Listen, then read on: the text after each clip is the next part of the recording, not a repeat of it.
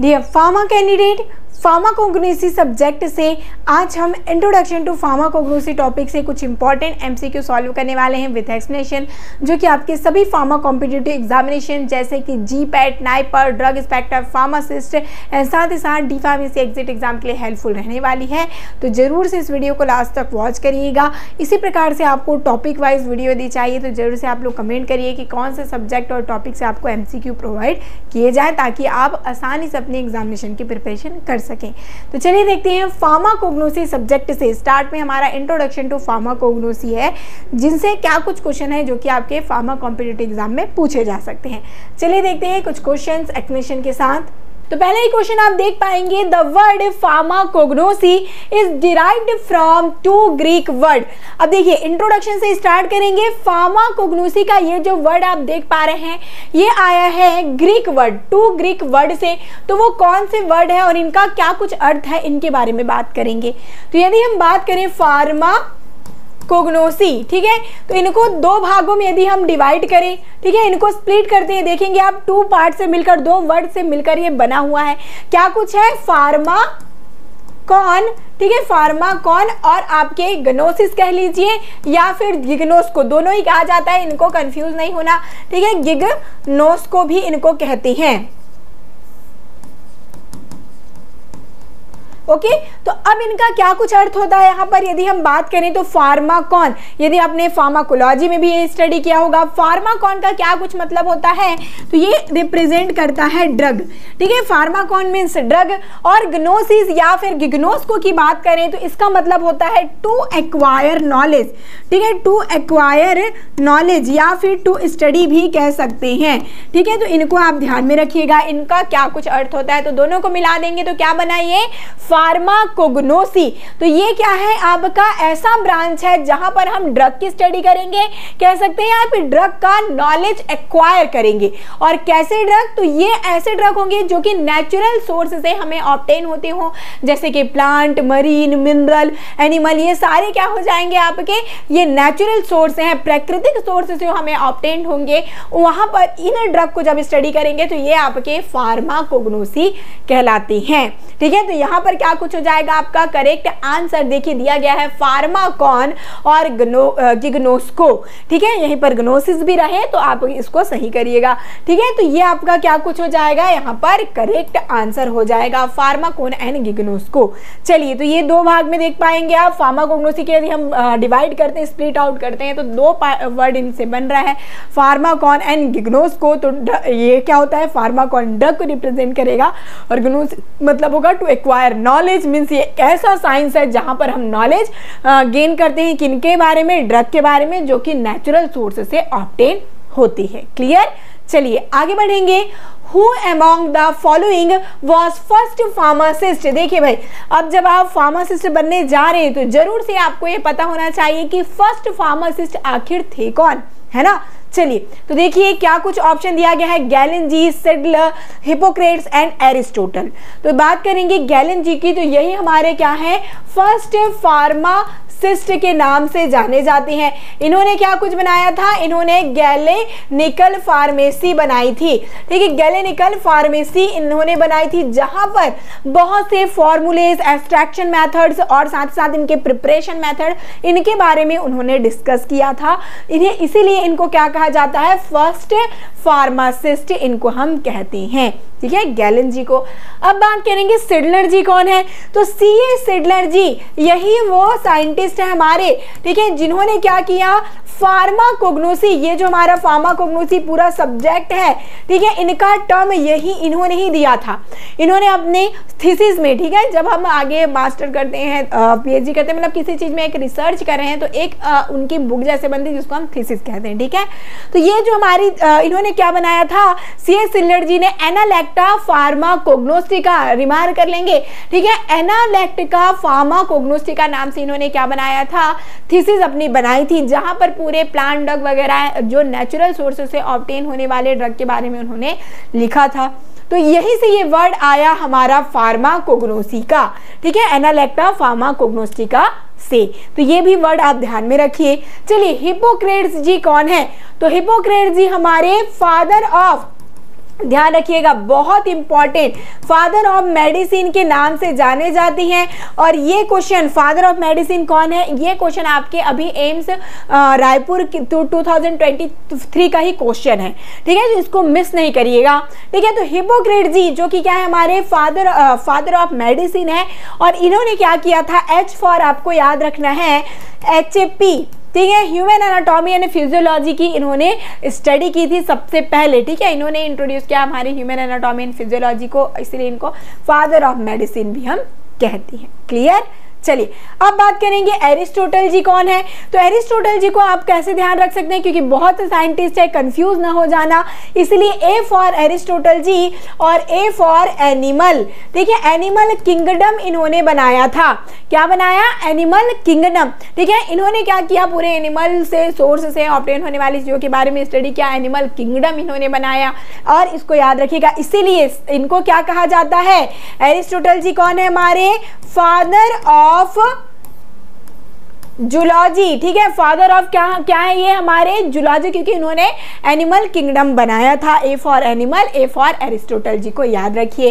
तो ये पूरे साइंटिस्ट इंपॉर्टेंट है, कोई भी क्वेश्चन आपको पूछा जाए तो उसे मिस नहीं करना, ये आप सभी लिख कर रख लीजिए, जो भी ट्रिक मैंने बताया उनके थ्रू ही कम से कम लिख कर इन्हें रखिए। चलिए, तो फर्स्ट फार्मासिस्ट हमारे गैलन जी हैं, और सभी का मैंने आपको डिस्क्रिप्शन बता दिया है, जरूर से आप ऐसे ट्रिक के साथ लिखिए, क्योंकि अभी आपको थ्योरी तो लिखनी नहीं है कहीं पर, आपको याद रखना है।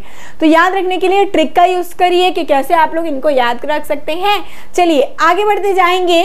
Who is called as father of medicine? देखिए अभी मैंने क्वेश्चन ये किया था, अभी जस्ट हमने डील किया कि फादर ऑफ मेडिसिन कौन है, हमारे हिपोक्रेट्स जी ही हैं, जिन्होंने क्या किया, ह्यूमन एनाटॉमी एंड फिजियोलॉजी की भी स्टडी इन्होंने ही की थी, ठीक है, इनके बारे में हमने पहले ही देख लिया। बात करेंगे चरक जी, तो इन्होंने क्या बनाया था, चरक संहिता, ठीक है, इन्होंने क्या बनाया, चरक संहिता, जहां पर ये ही आपके चरक संहिता और सुश्रुत संहिता, ये दोनों संहिता क्या है, एक प्रकार से ग्रंथ है जो कि बहुत इंपॉर्टेंट है आयुर्वेदा के लिए, ठीक है। आयुर्वेदिक जो हमारा ट्रेडिशनल सिस्टम ऑफ मेडिसिन है, उस टाइम में यही जो हमारे चरक जी और सुश्रुत जी थे, जो कि सबसे ज्यादा इंपॉर्टेंट रोल प्ले इन्होंने किया, ठीक है। तो ये आपके चरक जी, तो जिन्होंने क्या किया, इन्होंने मेनली ऑफ 10 हर्ब के इन्होंने क्या किया था, अपने चरक संहिता में इन्होंने बनाया था। चलिए अब बात करेंगे डायोस्कोराइड्स जी। तो ये डायोस्कोराइड्स जी कौन है, यही हमारे फादर ऑफ फार्माकोग्नोसी के नाम से जाने जाते हैं। इनको आप लोग जरूर से स्टार मार्क लगा लीजिए, क्योंकि फार्माकोग्नोसी पढ़ रहे हैं तो फादर ऑफ फार्माकोग्नोसी कौन है ये पूछे जा सकते हैं। तो याद रखिएगा फादर ऑफ फार्माकोग्नोसी कौन है, डायोस्कोराइड्स जी, ठीक है। अब बात करेंगे थियोफ्रेस्टस जी। तो आपको यहाँ पर भी एक ट्रिक लगाना है, जो कि क्या है, प्लांट, देखिए टी, प्लांट, लास्ट में क्या कुछ आ रहा है, टी आ रहा है, तो इसे टी से आप लोग याद रख लीजिएगा, थियोफ्रेस्टस जी। और इन्होंने क्या बनाया था, प्लांट किंगडम, ठीक है, इन्होंने बनाया प्लांट किंगडम। तो यही टी से याद रखिएगा, प्लांट में टी आ रहा है और टी फॉर थियोफ्रेस्टस जी, इसीलिए इन्हें क्या कहा जाता है, फादर ऑफ बॉटनी, ठीक है, बॉटनी, फादर ऑफ बॉटनी के नाम से हम थियोफ्रेस्टस जी को जानते हैं। तो सभी साइंटिस्ट को आप लोग याद रखिए, कोई भी क्वेश्चन पूछे जा सकते हैं, बहुत इंपॉर्टेंट है क्योंकि ये सभी साइंटिस्ट के वर्क। ओके, देखिए जो चरक जी के बारे में हमने बात किया था, 50 ग्रुप्स ऑफ 10 हर्ब के बारे में इन्होंने बताया था भाई, ठीक है, अपने चरक संहिता में, इनको याद रखिएगा। चलिए आगे बढ़ते जाएंगे। Who coined the term pharmacognosy. अब फार्माकोग्नोसी का ये जो टर्म है वो किन्होंने दिया, अभी जस्ट हमने डिस्कस भी किया था। देखिए नगई जी के बारे में दिया गया, तो नगई जी ने क्या किया, इन्होंने इफेड्रा, ठीक है, इफेड्रा से क्या ऑब्टेन किया, इफेड्रिन, ठीक है, इफेड्रिन का आइसोलेशन इन्होंने किया था। और जो हमारे सैटर्नर जी हैं, मोस्ट इंपॉर्टेंट क्वेश्चन है, आने के चांस से ध्यान दीजिएगा। सैटर्नर जी ने क्या किया, यहाँ पर एक ट्रिक लगा लीजिएगा, सर पर मोर। क्या ट्रिक रहेगा आपका, सर पर क्या कुछ है, मोर है, तो इस मोर से क्या याद रखना, मॉर्फिन, ठीक है। अब ओपियम में नारकोटीन, मॉर्फिन, ये सारे अलग अलग केमिकल कॉन्स्टिट्यूएंट है, और यहीं पर सभी अलग अलग साइंटिस्ट ने अलग अलग केमिकल कॉन्स्टिट्यूएंट को आइसोलेट किया है, तो कंफ्यूजन यहीं पर आ सकती है। तो याद रखिए ओपियम में मॉर्फिन की यदि बात हुई तो मॉर्फिन को क्या याद रखिएगा, सर पर मोर पंख होता है, सर पर मोर पंख है ना कृष्ण जी का, तो ये यही ट्रिक लगा लेंगे, सर से हो जाएगा आपका सर्ट एनर्जी, ठीक है, और मोर से आप याद रख लीजिएगा मॉर्फिन। तो ऐसे आपको पूरी जितने भी साइंटिस्ट हैं और उनके वर्क याद रहेंगे। स्टार्स एंड ओटो जी, इन्होंने क्या किया, इन्होंने एक्सट्रैक्शन मेथड, बहुत से वेरियस एक्सट्रैक्शन मेथड इन्होंने इंट्रोड्यूस किया था, स्पेसिफिकली एल्केलॉइड्स के एक्सट्रैक्शन मेथड, इसलिए इनको जाना जाता है एक्सट्रैक्शन के लिए। सिडलर जी, यही हमारे साइंटिस्ट हैं जिन्होंने क्या किया, सीए सिडलर जी, जिन्होंने फार्माकोग्नोस्टिका, एनालेक्टा फार्माकोग्नोस्टिका इन्होंने थीसिस बनाई थी और यही पर से फार्माकोग्नोसी का टर्म आया है, ठीक है। तो सिडलर जी हमारे फार्माकोग्नोसी का टर्म इन्होंने इंट्रोड्यूस किया, ये आप लोग ध्यान में रखेंगे। यह भी पूछा जा सकता है एनालेक्टा फार्माकोग्नोस्टिका किन्होंने दी, तो सीए सिडलर जी ने एनालेक्टा फार्माकोग्नोस्टिका दिया था, ठीक है। चलिए नेक्स्ट है, who is known as the father of pharmacognosy. अभी जस्ट हमने डील किया, फटाफट आंसर करेंगे प्लीज। थियोफ्रेस्टस जी को कैसे याद रखना है, प्लांट की टी से बताया था, ठीक है। अब आपकी लिनियस जी क्या कुछ है, ये आपके बायोनॉमियल नोमेनक्लेचर, ठीक है। जैसे कि आपने देखा होगा फार्माकोग्नोसी में आप प्लांट के जब स्टडी करेंगे तो इनका जो बायोलॉजिकल नेम है, आपने देखा है इनकी फैमिली हम स्टडी करते हैं, जीनस, स्पीसीज, ये सारी चीजों से मिलकर इनका नाम बनता है। तो ये बायोनॉमियल नोमेनक्लेचर किन्होंने दिया, हमारे लिनियस जी ने। जो डायस्कोराइड जी हैं इन्हें हम क्या कहते हैं, फादर ऑफ फार्माकोग्नोसी कहते हैं। क्यों कहती हैं, क्योंकि इन्होंने बनाई थी मटेरिया मेडिका, ठीक है। अब ये मटेरिया मेडिका क्या है भाई, तो मटेरिया मेडिका भी एक प्रकार से उनका वर्क था, एक उनका थीसिस था, जहां पर उन्होंने भी वैसे ही प्लांट्स के पूरे जो नेचुरल सोर्स से ऑब्टेन होने वाले ड्रग है उनके बारे में उन्होंने बताया था। और ये जो आया, ठीक है, ये जो मटेरिया मेडिका है वो सबसे पहले आया था एनालेक्टा फार्माकोग्नोस्टिका से भी पहले, ठीक है। इसी प्रकार से इनको हम मटेरिया मेडिका इनको कहते थे, ठीक है, जिनका नाम क्या था, मटेरिया मेडिका उस थीसिस का। तो फार्माकोग्नोसी को भी यदि हम पहले की बात करें क्या कहा जाता था, तो मटेरिया मेडिका के नाम से हम जानते थे, क्लियर, जो कि डायस्कोराइड जी ने दिया था, ठीक है। इसीलिए इनको फादर ऑफ फार्माकोग्नोसी के जनक कहा जाता है, ठीक है। इस टर्म को ध्यान में रखेंगे। अब हमारी धन्वंतरी जी, ठीक है, तो धन्वंतरी जी कौन है भाई, तो धन्वंतरी जी है जो कि क्या है, फाउंडर कह लीजिए, ठीक है, फाउंडर ऑफ आयुर्वेदा, ठीक है, आयुर्वेदिक सिस्टम का, या फिर फादर ऑफ आयुर्वेदा कहते हैं। और ये जो धन्वंतरी जी हैं, जब समुद्र मंथन के बारे में आप वहां पर से ये आए थे, ठीक है, धन्वंतरी जी जिनको फादर ऑफ आयुर्वेदा के नाम से हम जानते हैं, ठीक है। तो इन सभी साइंटिस्ट और सभी के कंट्रीब्यूशन को आप ध्यान में रखेंगे, ठीक है। टेबल दिया गया है, चाहे तो स्क्रीनशॉट ले लीजिए ताकि आप बार बार इनको रिकॉल कर सके। और सारे साइंटिस्ट का वर्क हमने अच्छे से स्टडी कर लिया है, जो जो इंपॉर्टेंट है पूरी इस टेबल में दी भी गई है। चलिए, Which scientist introduced the binomial system for plant naming? अभी जस्ट डिस्कस किया, देखिए डायस्कोराइड जी हो गए हमारे father of pharmacognosy, Galen ji first pharmacist, ठीक है, थियोफ्रेस्टस जी प्लांट का नाम आ जाएगा, ठीक है, प्लांट किंगडम। तो बच्चे क्या हमारे स्वीट लिनियस जी, और लिनियस जी के बारे में अभी जस्ट बताया, बायोनॉमियल नोमेनक्लेचर के बारे में इन्होंने ही दिया था, नेमिंग जो है प्लांट की इन्होंने ही बताई थी, जो हमारे लिनियस जी हैं। देखिए सभी साइंटिस्ट के वर्क यहाँ पर आप देख सकते हैं, बहुत इंपॉर्टेंट है, ध्यान में इनको रखेंगे। चलिए नेक्स्ट चलते जाते हैं, इजी इजी क्वेश्चन, इसी प्रकार से क्वेश्चन देखने को मिलेंगे। Which two treatises are well known in Ayurveda? Ayurveda में मैंने आपको 2 ग्रंथ के बारे में बताया है, ठीक है, बहुत ही प्रसिद्ध ग्रंथ कौन से हैं आपके, चलिए आंसर करते जाएंगे। चरक संहिता एंड पैंटिसौ। तो भाई चरक संहिता तो है पर पैंटिसौ हमारा आयुर्वेदा का नहीं है। अब बात करें चरक संहिता एंड सुश्रुत संहिता, जी हाँ बिल्कुल, चरक जी और सुश्रुत जी इन्होंने अपनी संहिता बनाई थी, अपना वो ग्रंथ बनाया था जो कि आयुर्वेदिक के लिए, ठीक है, बहुत ही अभी भी इनको जाना जाता है और इनमें सारी चीजें आयुर्वेदिक की दी गई हैं। चलिए मटेरिया मेडिका जो कि डायस्कोराइड जी ने बनाया, एनालेक्टिका फार्माकोग्नोस्टिका जो कि सिडलर जी ने बनाया, ठीक है, और आपके पैंटिसौ और दिए गए हैं क्या, डी मटेरिया मेडिका। तो ये हमारे यदि आयुर्वेदा की बात करेंगे तो चरक संहिता और सुश्रुतशमिता हो जाएगा यहाँ पर करेक्ट आंसर। जहां पर चरक जी ने दिया था क्या कुछ 50 ग्रुप्स ऑफ 10 हर्ब के इन्होंने बनाए थे। सुश्रुत जी की बात करें, ठीक है, सुश्रुत जी ने क्या किया 760 हर्ब का 7 सेट इन्होंने बनाया था, 760 हर्ब का 7 सेट इन्होंने बनाया सुश्रुत जी ने। तो दोनों का वर्क आप ध्यान में रखेंगे, चरक जी और सुश्रुत जी दोनों भी बहुत ही। और साथ ही साथ ध्यान रखिए एक और बात, ठीक है, जो सुश्रुत जी हैं एज फॉर आपको क्या कुछ याद रखना है, सर्जरी। तो ये फादर ऑफ इंडियन सर्जरी भी बोला जाए तो आपके सुश्रुत जी ही हैं, इन्होंने ही सबसे पहले सर्जरी के बारे में बताया था। देखिए सुश्रुत जी क्या कुछ कर रहे हैं, आई का देखिए ट्रीटमेंट कर रहे हैं, सर्जरी वगैरह कर रहे हैं सुश्रुत जी। तो ये बहुत ही बड़े हमारे साइंटिस्ट हैं भाई, देख सकते हैं आप। द एम्पेरर सैन-नंग हैड रिटन, ठीक है, जो आपके सैन-नंग जी हैं उन्होंने क्या कुछ बुक लिखी है कह लीजिए, या फिर क्या कुछ उनका डॉक्यूमेंटेशन था। तो यहाँ पर 3500 दिया गया है, समिता, मटेरिया मेडिका और एनालेक्टा फार्माकोग्नोसिका। अब यूज करिए चलिए एलिमिनेशन मेथड। जब कभी भी आपको साथ ही साथ क्वेश्चन सॉल्व करना हो तो एलिमिनेशन मेथड का भी यूज करिए। जो चीजें आप जानते हैं जो कि आंसर नहीं हो सकती, जैसे कि एनालेक्टा फार्माकोग्नोस्टिका, ये तो सिडलर जी ने दिया तो ये आंसर नहीं हो सकता। मटेरिया मेडिका डाइस्कोराइड जी ने दिया तो ये भी आंसर नहीं हो सकता। समिताज तो हमारे चरक जी और सुश्रुत जी ने दिया तो ये भी आंसर नहीं हो सकता।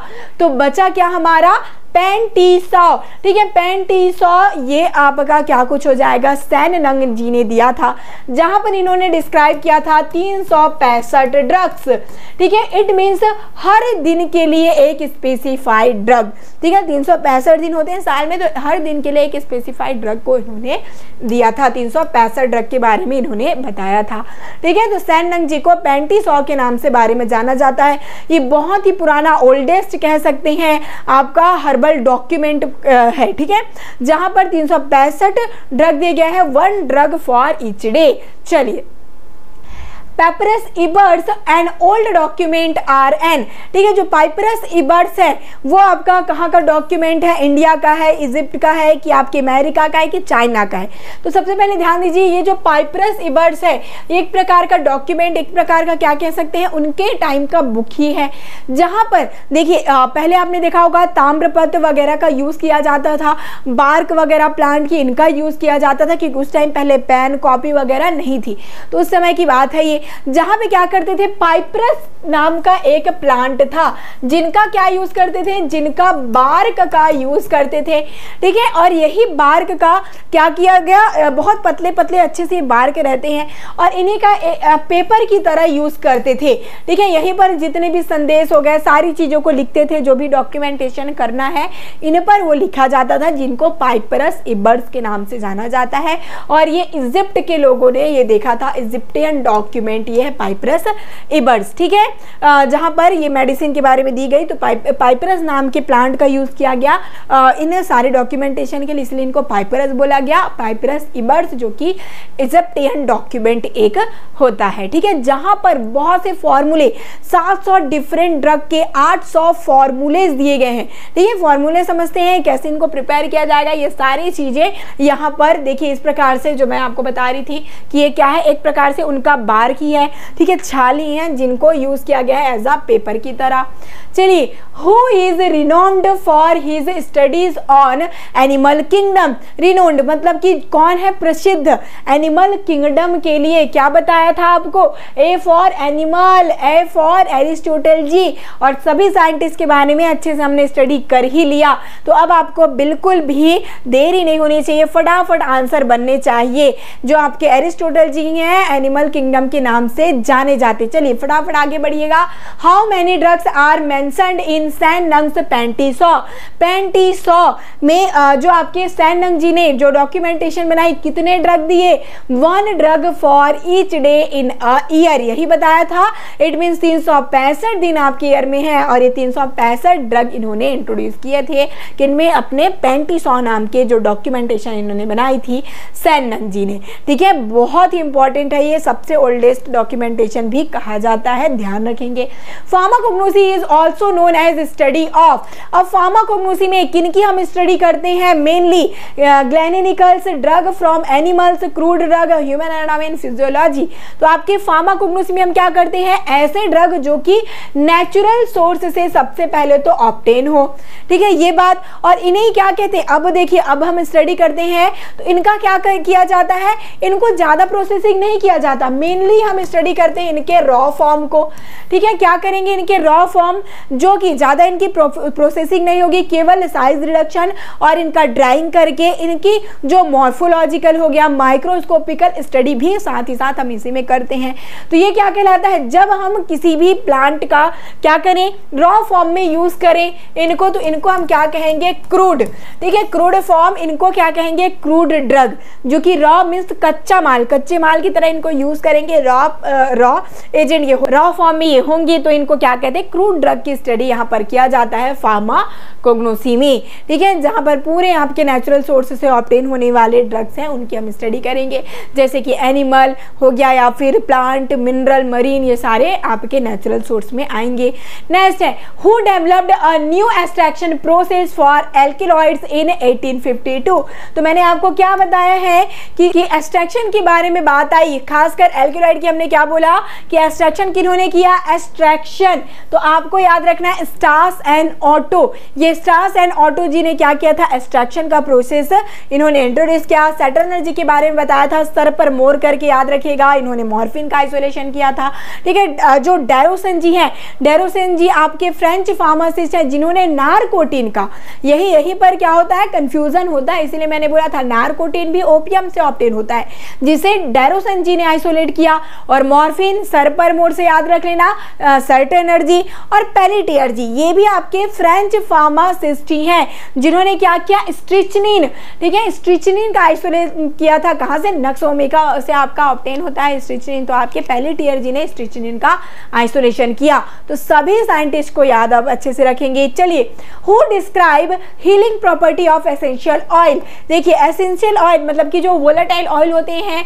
इनको हम एसेंशियल ऑयल कहते हैं। और क्यों कहते हैं एसेंशियल ऑयल, क्योंकि इनसे बहुत ही अच्छी एसेंस मतलब कि खुशबू, बहुत अच्छी सुगंध इनसे आती है, इसलिए इनको एसेंशियल ऑयल भी कहा जाता है। और ये ऑर्डिनरी रूम टेम्परेचर में ही क्या हो जाते हैं, इवोपोरेट हो जाते हैं, इसीलिए वोलेटाइल हो जाते हैं, इसलिए इनको वोलेटाइल ऑयल भी हम कहते हैं। क्लियर। तो अब देखिए यहाँ पर एक और आपको थेरेपी के बारे में पता चलेगी, जैसे अभी आपने खास कर देखा होगा एरोमा थेरेपी, जहां पर ये जो एरोमेटिक प्लांट है, एरोमेटिक प्लांट को ही क्या कहते हैं हम, एसेंशियल ऑयल कहते हैं। तो इनका यूज करके जैसे बॉडी मसाज हो गया, इन सभी में इनका यूज करते हैं, इनहेलेशन के लिए यूज किया जाता है, जिससे कि ट्रीटमेंट और डायग्नोसिस में बहुत वर्क अभी ये हो रहा है। ठीक है, जिनको इंट्रोड्यूस किन्होंने किया, तो प्रोफेसर जेंटल फोसे जी ने किया था। ठीक है, इन्होंने इनको इंट्रोड्यूस किया है, इसीलिए इनको एरोमा थेरेपी के लिए जाना जाता है। ठीक है, जेंटल फोसे जी ने क्या किया, सबसे पहले एरोमा थेरेपी के बारे में बताया कि एसेंशियल ऑयल्स के ये जो ट्रीटमेंट हो सकते हैं इनके थ्रू, जैसे मसाज हो गया, ठीक है, या फिर कह सकते हैं इनहेलेशन की तरह बॉडी बाथ वगैरह, ये सारी चीज़ों का यूज़ करके क्या किया जाता है, डायग्नोसिस और ट्रीटमेंट भी किया जाता है। ठीक है, तो ये इनके बारे में बताया गया था जेंटल फोसे जी ने, तो इनको याद रखेंगे। चलिए, pharmacognosy is an outer growth of, किनके थ्रू आया है फार्माकोग्नोसी। तो हमने क्या देखा था कि फार्माकोग्नोसी से पहले क्या आया, मटेरिया मेडिका। ठीक है, डायस्कोराइड जी ने जिन्होंने बनाया था, और वैसे ही फिर क्या किया, सिगलर जी ने एनालेक्टा फार्माकोग्नोसी का उनमें अपग्रेड किया। तो मटेरिया मेडिका से ही मिलकर क्या कुछ आया है, आपका फार्माकोग्नोसी आया है। तो आउटर ग्रोथ क्या कह सकते हैं, मटेरिया मेडिका। देखिए बहुत पुराना ये डॉक्यूमेंट है, इसको आप देख पाएंगे। चलिए नेक्स्ट है, cochineal is obtained from which source of crude drug. Okay, जो कि क्या कुछ है भाई, कोकिनियल को याद रखिए, सी फॉर कोकिनियल और सी फॉर क्या कुछ, कलर। तो ये आपके इंसेक्ट हैं, कहाँ से ऑब्टेन होता है, इंसेक्ट से ऑब्टेन होता है, जो कि रेड कलर का इंसेक्ट एक होता है जिनसे ऑब्टेन होगा। ओके, और ये ग्लाइकोसाइड कंटेनिंग है, ध्यान रखिएगा, बहुत इंपॉर्टेंट। ऐसे इंसेक्ट जिनमें ग्लाइकोसाइड हो तो वही आपके कोकिनियल का मेन एक्टिव केमिकल कॉन्स्टिट्यूएंट में होता है। ठीक है, कैरिका लक्का जिनको हम कहते हैं, और ये कलर के लिए रिस्पॉन्सिबल होता है, रेड कलर पिगमेंटेशन के लिए इनको यूज में लाते हैं। ठीक है, तो ये आपके क्या कुछ हो गए, एनिमल, मिनरल, मरीन, वेजिटेबल। तो ये इंसेक्ट क्या है, एनिमल हो गया भाई। तो एनिमल सोर्स से ऑब्टेन किया जाता है। तो इन सभी सोर्स को ध्यान में रखिएगा। प्लांट में जितने भी सेंडा, रुबाब, केशिया, सारी चीज़ों को याद रख सकते हैं इसमें। यदि हम बात करें एनिमल, तो एनिमल में आपके सिलैक हो गए, ठीक है, सिलैक का होता है आपका कैरिकलक का वैसे, ठीक है। तो ये आपका हो जाएगा कॉकिनियल हो गया। मिनरल, मिनरल की बात करेंगे तो चाल्क हो गए, केओलिन है, ये आते हैं। मरीन की बात करेंगे तो आपके जितने भी समुद्र वाले ड्रग है, जैसे कि आपके कह सकते हैं अगार अगार, हेलोटॉक्सिन, ये सारी चीजें किसमें आती हैं, मरीन में, ठीक है। अब माइक्रो ऑर्गेनिज्म, जितने भी माइक्रो ऑर्गेनिज्म है जैसे बैसिलस सबस्टाइलिस, इन सभी से जो ड्रग ऑब्टेन होंगे ये भी एक प्रकार का नेचुरल सोर्स ही है। बायोटेक्नोलॉजी सोर्स, तो ये आपके नेचुरल सोर्स का पूरा एग्जांपल दिया गया है, इनको ध्यान में रखिएगा। चलिए आइडेंटिफाई द मिसमैच्ड पेयर। चलिए मिसमैच पेयर को आपको आइडेंटिफाई करना है। हेदरथॉट जो कि पाइपर बीटल में होता है, बिल्कुल भाई, ये हेदरथॉट क्या है, एक प्रकार के स्पेशल ट्राइकोम्स है, ठीक है, जो कि कहाँ पाया जाता है, मेनली इनका क्या कुछ काम होगा, इस प्रकार से रहते हैं ये ट्राइकोम, और यहाँ पर क्या करेंगे, वाटर का स्टोरेज का काम ये करते हैं ट्राइकोम, ठीक है, जो कि मेनली जहाँ पानी कम होता है उन एरिया में ये पाया जाता है। क्लियर। एरिलोड, कार्डोमम दिया गया है, ठीक है। तो एरिलोड क्या कुछ है भाई, कार्डोमम, जो इलायची में आपने देखा होगा, इलायची में एक प्रकार का आपने देखा होगा आउटर लेयर, ठीक है, पूरा इलायची ढका हुआ रहता है, माइक्रोपाइल से स्टार्ट होकर एक कवरिंग इनमें हुई रहती है पूरी तरीके से। तो इसे हम क्या कहते हैं, एरिलोड हम कहते हैं, जो कि कार्डोमम इलायची में पाया जाता है। अब बात करेंगे कैरेंकल। तो कैरेंकल एक वर्टी आउटर ग्रोथ है, ठीक है, जो कि पाया जाता है किसमें, कैरेंकल आपने कैस्टर ऑयल वाले सीड, कैस्टर सीड में देखा होगा, ठीक है। तो यहाँ पर बेलाडोना दिया है तो ये हो जाएगा गलत आपका। कैरेंकल किस में होता है, आपके कैस्टर ऑयल, कैस्टर सीड में। स्ट्रोफियोल, तो ये आपके जो फियोल क्यों कहते हैं, क्योंकि फ्यूनिकल जो है उनका क्या होता है, यहाँ पर आउटर क्या ग्रोथ होने लग जाती है, ठीक है। तो फ्यूनिकल का जो ग्रोथ है वो देखने को मिलता है कॉल्चिकम में, ठीक है। तो ये स्ट्रोफियोल होता है कॉल्चिकम में। तो यहाँ पर गलत क्या हुआ, हमको मिसमैच करना था, तो ये आपके सी हो जाएंगे। कैरेंकल हैं जो कि पाए जाते हैं किसमें, कैस्टर ऑयल में, ठीक है। और ये पूरे स्पेशल टाइप के सीड का एग्जांपल दिया गया है, जैसे कि एरिलोड, ठीक है, और एरिल। तो एरिल की बात करें सबसे पहले तो ये आपका उसी प्रकार से पूरा आउटर ग्रोथ है जो कि कवर करके रखता है किनको, सीड को, जैसे कि आप देख सकते हैं यहाँ पर सीड को कवर करके रखा हुआ है, ये जो कि हाइलम से निकलते हुए पूरे सीड को कवर किया हुआ है, ठीक है। इसको हम क्या कहते हैं, एरिल कहते हैं, एरिल या फिर मैस, ठीक है। इनको क्या कहा जाता है, एरिल या फिर मैस कहा जाता है, जो कि नटमैग में, ठीक है, नटमैग याद रखिएगा, नटमैग में पाया जाता है। और एरिलोड आपका अभी हमने डिस्कस किया, ये इलायची में होते हैं, और ये भी पूरा इस प्रकार से देखिए माइक्रोपाइल से होता हुआ पूरे एरिया को कवर किया हुआ है, पूरे सीड को कवर किया हुआ है, ठीक है। एरिस्टा, एरिस्टा या ओवन इनको कहते हैं, जो कि आपके स्ट्रोपैंथस में पाए जाते हैं, ठीक है। कैरेंकल जो कि है कैस्टर ऑयल में पाया जाता है। इस प्रकार से देखिए वर्टी आउटर ग्रोथ आपको देखने को मिल रही है। स्ट्रोफियोल जो कि आपके फ्यूनिकल लार्ज हो गए हैं, उनको हम क्या कहेंगे, ये आपका देखने को मिल जाता है कहाँ पर, कॉल्चिकम में, ठीक है। और हेयर्स, हेयर्स में हमें गॉसिपियम मीन्स जो आपके कॉटन है उनमें देखने को मिला होगा, जो सीड के थ्रू क्या होता है, हेयर बनने लग जाते हैं, और यही आपके क्या कहलाएंगे, एक स्पेशल टाइप का सीड। आपको देखिए सीड से ही क्या निकल रहा है, हेयर्स, जैसे कि आपने देखा होगा कॉटन में। चलिए, the study of chemicals derived from plant is known as. अब ये देखिए केमिकल की स्टडी हम कर रहे हैं जो कि कहाँ से ऑब्टेन हो रहा है, हमारे प्लांट सोर्स से। तो इनको हम क्या बोलेंगे, मेडिकल इथनोबॉटनी, फाइटोथेरेपी, फाइटोकेमिस्ट्री की इथनोफार्माकोलॉजी। तो ध्यान दीजिए, प्लांट मतलब कि क्या कुछ हो गया, फाइटो, ठीक है, और केमिकल मतलब कि फाइटोकेमिकल, ठीक है, नाम से क्लियर है। बात करेंगे फाइटो मतलब कि क्या हो गया, प्लांट। अब प्लांट से derived chemical, chemical men active chemical constituent की स्टडी कर रहे हैं, तो ये टर्म क्या कुछ कहलाएगा, फाइटोकेमिस्ट्री। और देखेंगे क्या कुछ टर्म यहाँ पर दिया गया है, मेडिसिनल इथनोबॉटनी। तो यहाँ पर इथनो मतलब कि क्या होता है आपका, ट्रेडिशनल, याद रखिएगा, ट्रेडिशनल टाइम से यूज होने वाले प्लांट। बॉटनी मतलब बॉटनी में आप क्या स्टडी करते हैं, प्लांट के बारे में। तो ट्रेडिशनल टाइम से यूज होने वाले प्लांट के मेडिसिनल एक्टिविटी की स्टडी की जाती है, ठीक है, मेडिसिनल यूजेस की स्टडी की जाती है। अब फाइटोथेरेपी, फाइटो मतलब क्या कुछ होता है यहाँ पर, प्लांट, ठीक है, फाइटो मतलब क्या कुछ होगा यहाँ पर भी, प्लांट। अब थेरेपी, थेरेपी क्या कुछ होगा, थेरेपी मतलब कि ट्रीटमेंट, थेरेपी मतलब क्या होता है, ये ट्रीटमेंट। तो प्लांट से डिराइव्ड जो सब्सटेंस है, केमिकल है, उनका हम थेरेपेटिक यूज में, एक्टिविटी में स्टडी करेंगे, ये कहलाएगा फाइटोथेरेपी। इथनोफार्माकोलॉजी, इथनो मतलब मैंने क्या बताया आपका, वही ट्रेडिशनल। अब ट्रेडिशनल प्लांट्स वगैरह हैं, उनकी फार्माकोलॉजिकल एक्टिविटी की स्टडी हम करेंगे, तो इनको हम इथनोफार्माकोलॉजी कहते हैं। सभी टर्म अपने आप को खुद भी रिप्रेजेंट कर रहे हैं, आप इनको तोड़ तोड़ कर समझेंगे तो आसानी से समझ आ जाएगा, रटना और याद करना नहीं पड़ेगा, ठीक है। तो इनको ध्यान से आप लोग बस देखते जाइए, आपको ये टर्म याद इजी से हो जाएंगे, ठीक है। क्या कुछ है, medicinal, ethno botany, phytotherapy, ethno pharmacology, phytochemistry, सभी चीजें मैंने आपको बता ही दी। चलिए नेक्स्ट है agar agar is obtain from which source of crude drug. कहाँ पर से ऑब्टेन होता है ये अगार अगार, तो आप सभी जानते हैं ये आपके समुद्र से ऑब्टेन होते हैं, जैसे कि एक प्रकार के एल्गी ही है, ठीक है। ग्रीन ब्रू एल्गी, ये सारे किस्में यूज में भी आते हैं हमारे मेडिसिनली। तो ये जो अगार अगार है आपके समुद्र से ऑब्टेन हो गए, समुद्र मतलब कि मरीन सोर्स, ठीक है। तो ये मरीन सोर्स का एग्जाम्पल हो जाएगा, बहुत ही ईजी क्वेश्चन है, ठीक है। इजी क्वेश्चन दिए गए हैं और ये सोर्स हमने पहले ही स्टडी कर लिया है, ठीक है। तो इनको भी आप ध्यान में रखते जाएंगे। नेक्स्ट है what you mean by botanical identity of medicinal plant. अब बॉटेनिकल आइडेंटिटी मतलब क्या कुछ होता है मेडिसिनल प्लांट का।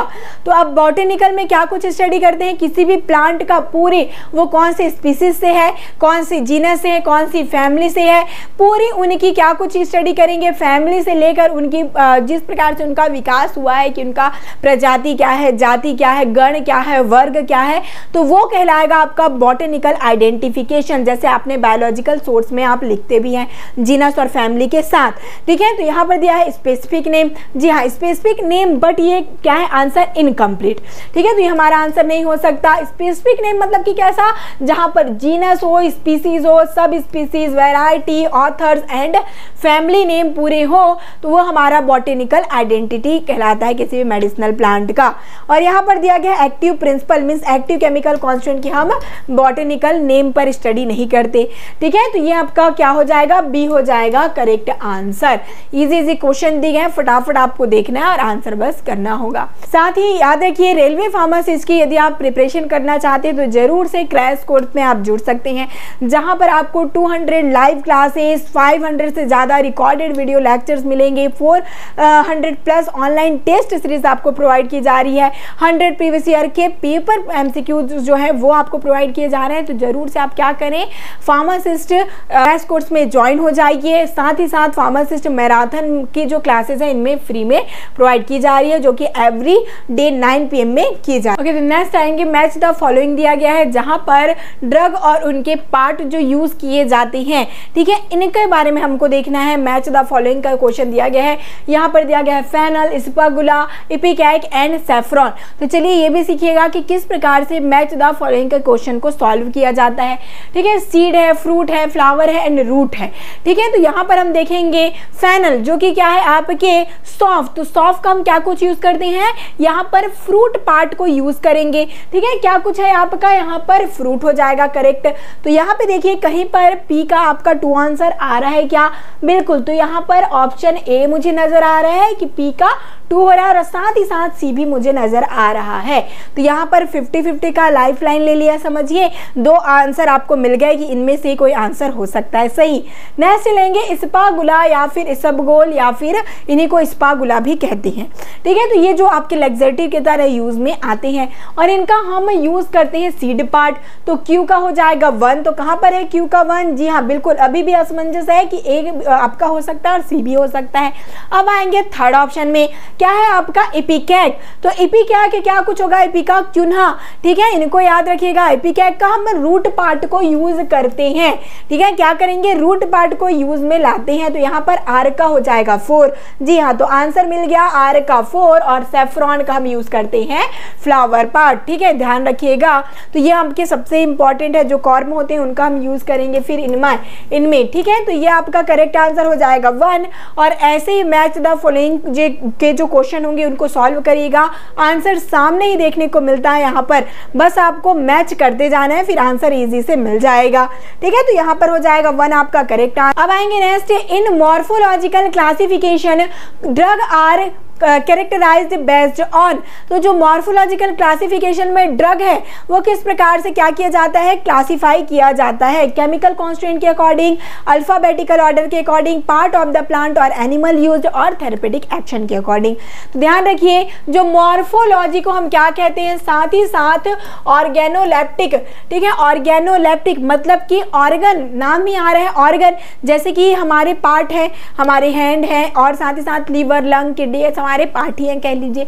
वैसे ही जो आपके प्लांट है उनके ऑर्गन क्या कुछ हो गया, उनके लीफ, बार्क, रूट, ये सारे इनके पार्ट हैं, वही उनके ऑर्गन हो गए। तो इनका जो पार्ट वो यूज कर रहे हैं उनका हम डायरेक्टली स्टडी कर रहे हैं, तो ये आपका क्या कुछ कहलाएगा, मॉर्फोलॉजिकल, जिसको हम क्या करिए, ऑर्गन्स। देखिए, और साथ ही साथ इसको भी आप लोग इस प्रकार से समझ सकते हैं, जिसको हम क्या कुछ करें, अपने जो सेंस ऑर्गन्स हैं उनके हेल्प से इनको आइडेंटिफाई कर पाएंगे, जैसे कि हम उनको टच कर पाए, ठीक है, उनका स्मेल ले पाए मॉर्फोलॉजिकली, ओके, उनके कलर को आइडेंटिफाई कर पाए। तो ये सारे क्या कहलाएंगे, मॉर्फोलॉजिकल या फिर ऑर्गेनोलेप्टिकल क्लासिफिकेशन कहलाते हैं। तो यहाँ पर पार्ट्स ऑफ प्लांट और एनिमल यूज्ड, जो पार्ट का हम यूज करते हैं वहीं पर ध्यान रखिएगा, यहीं पर ऑर्गेनोलेप्टिक और ऑर्गेनाइज्ड एंड, ठीक है, ऑर्गेनाइज्ड एंड अनऑर्गेनाइज्ड के बारे में पूछा जाता है। ये इंपॉर्टेंट है, पूछ लिया जाएगा, ध्यान रखेंगे। ऑर्गेनाइज मतलब कि जब डायरेक्टली पार्ट का, प्लांट का यूज किया, जो प्लांट का पार्ट है उनको यूज किया गया है तब उनको ऑर्गेनाइज कहेंगे। बट इनसे डिराइव्ड जो होगा, जैसे कि ये हो गया गम हो गया या फिर लेटेक्स, जो मिल्की जूस होते हैं वो, तो ये आपके अनऑर्गेनाइज कहेंगे, जिनका कोई भी सेल्युलर स्ट्रक्चर नहीं होगा, जैसे कि जेल, जूस, ठीक है, इनका कोई सेल्युलर स्ट्रक्चर नहीं है, तो ये अनऑर्गेनाइज कहलाएंगे। और डायरेक्टली पार्ट का यूज करेंगे, लीफ, बार्क, रूट, तब वो ऑर्गेनाइज्ड कहलाते हैं। तो दोनों को याद रखिएगा, पूछ लिया जाता है क्योंकि इंपॉर्टेंट है, ऑर्गेनाइज्ड एंड अनऑर्गेनाइज्ड।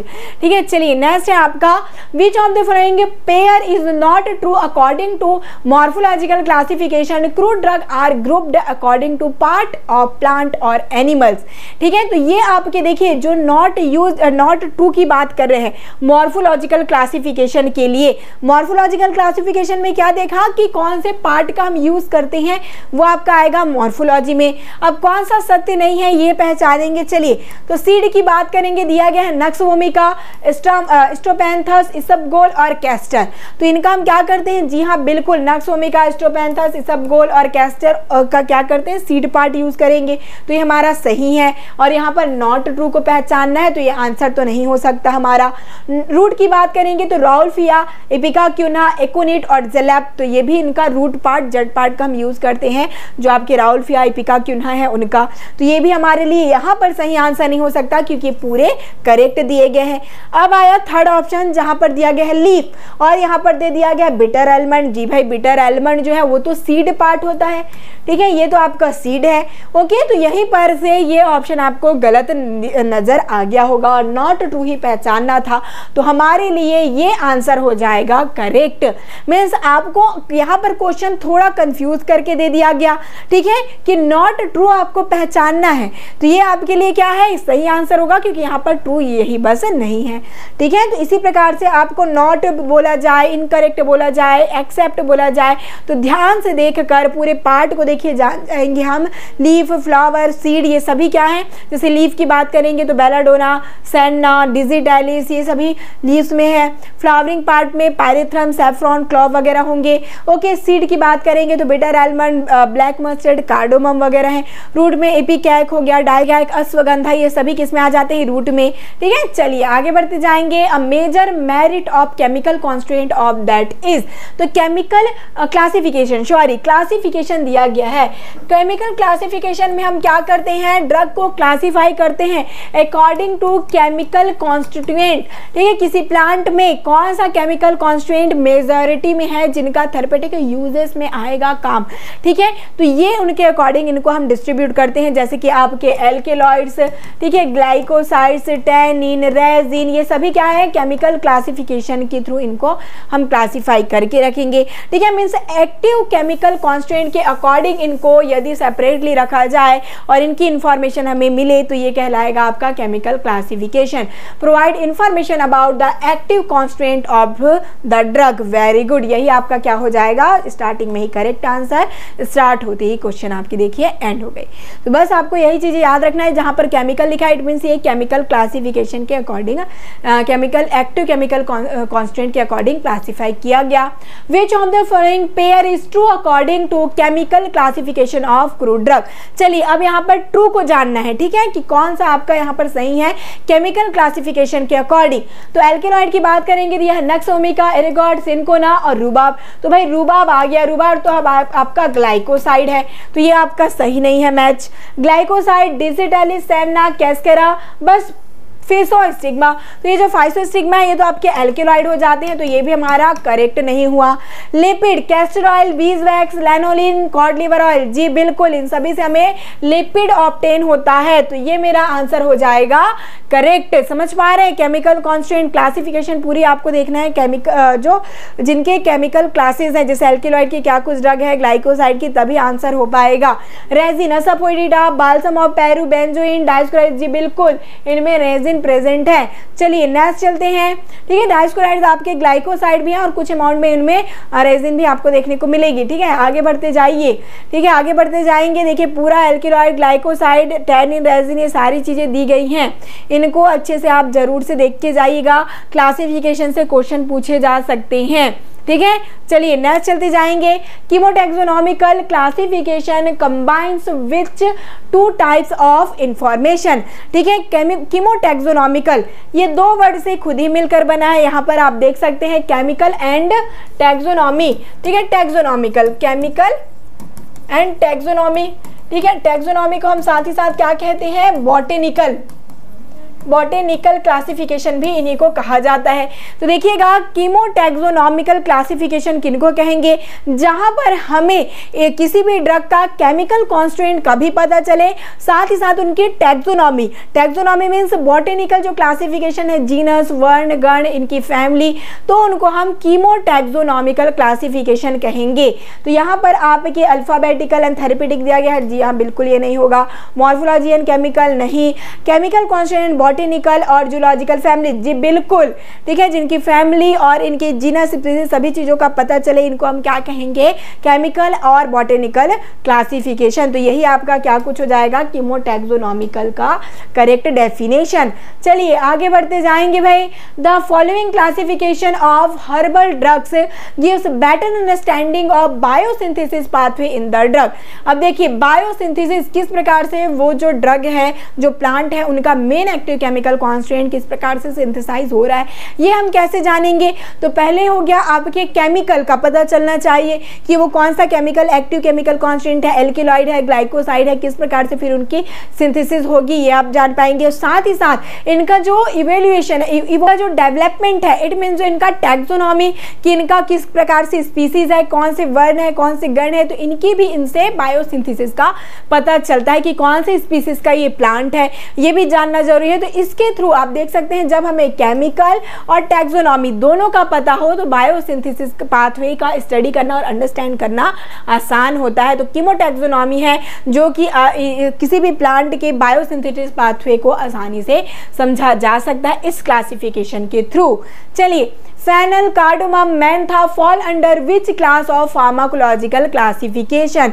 जो आपके फेनल, कार्डोमम जिसको आप डेली बेसिस पर यूज करते हैं, सौंफ हो गया, इलायची है, ठीक है, पुदीने की पत्ती है, मेंथा, तो इनको किस लिए यूज करते हैं, कार्मिनेटिव। ये क्या कुछ होते हैं, सामक होंगे। ये क्या करेंगे, जो आपके गैस बन रहे हैं उनको एक्सपेल आउट कर देंगे और एक्सेस गैस जो होता है उसे बनने नहीं देते हैं। तो ये कार्मिनेटिव की तरह यूज में आते हैं, ध्यान में आप रखेंगे। देखिए पूरा आपको फार्माकोलॉजिकल क्लासिफिकेशन प्रोवाइड करा दिया गया है, इनको स्क्रीनशॉट जरूर से ले लें। कार्मिनेटिव की बात किया, फेनल, कार्डोमम, मेंथा, ये सभी यूज में आएंगे। इमेटिक की बात करेंगे, इपिकैक, लैक्सेटिव में आपके सेना, कैस्टर ऑयल, इसबगोल ये आते हैं। कार्डियोटॉनिक जो आपके डिजिटलिस स्क्वील हो गया, ये सभी आएंगे। एंटी हाइपरटेंसिव राउल्फिया जो होता है, ठीक है। डेंटल एनाल्जेसिक की बात करेंगे तो आपके जो क्लव हैं वो यूज में आएंगे। ओके, तो ये सभी क्लासिफिकेशन को ध्यान में रखते जाइएगा। Name the process which remove sand, dirt, foreign organic matter from crude drug. जो क्रूड ड्रग हमारी है उनको हमको साफ सुथरा करके क्या लेंगे, हम यूज करेंगे आगे प्रोसेसिंग के लिए।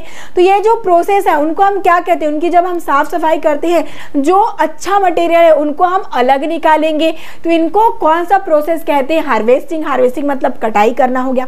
गार्बलिंग, जी बिल्कुल, क्या किया जाता है, गार्बलिंग को एक प्रकार से हम कह सकते हैं, इनका हिंदी अर्थ देखें तो साथ ही साथ अच्छी चीजों को चुनना भी होता है, ठीक है। तो ये आपका क्या होगा, प्लांट का जो अच्छा पार्ट है जिनमें डस्ट वगैरह, फॉरेन ऑर्गेनिक मैटर, उनको हटाकर अच्छी शुद्ध चीजों को हम अलग करेंगे, ये गार्बलिंग कहलाता है, ठीक है। क्या कुछ प्रोसेस हम करते हैं, कल्टीवेशन करेंगे, मीन्स यहाँ पर क्या करेंगे, उनको जो फसल है उनको लगाएंगे, कल्टीवेशन ही कहलाएगा, उनका प्रिपरेशन करेंगे। कलेक्शन, जब वो मैच्योर हो जाएंगे तो उनको कलेक्ट करेंगे। हार्वेस्टिंग मतलब कि काटेंगे, ठीक है। ड्राइंग मतलब उनको मॉइस्चर को रिमूव करेंगे वहां से, और गार्बलिंग कहलाएगा जब हम डर्ट वगैरह को रिमूव करेंगे और पैकेजिंग उनको पैक करके क्या करेंगे, फिर आगे सेल के लिए लेके जाएंगे। चलिए नेक्स्ट है, match the following drugs use in the treatment of various disease. अब देखते जाइएगा, डिसीज और इनके ट्रीटमेंट मतलब कि आपका फार्माकोलॉजिकल क्लासिफिकेशन जो हमने अभी देखा वही ये आप क्वेश्चन में आया हुआ है। चलिए दिया गया है राउल्फिया, ठीक है। राउल्फिया का क्या कुछ यूज होता है, राउल्फिया सर्पेंटाइना जिसका रूट पार्ट हम यूज करते हैं, और ये एंटी हाइपरटेंसिव की तरह यूज में आता है, ये हमने देखा भी, ठीक है। एंटी हाइपरटेंसिव ये होता है। तो चलिए कौन सा हो जाएगा, पी का 2 कहीं पर मुझे नजर पी का 4, पहला ही आंसर समझ आ गया होगा। तो देखिए आंसर तुरंत ही मिल गया, जहां पर पी का 4 हुआ वही करेक्ट आंसर हो जाएगा। तो यही ब्यूटी होती है मैच द फॉलोइंग की।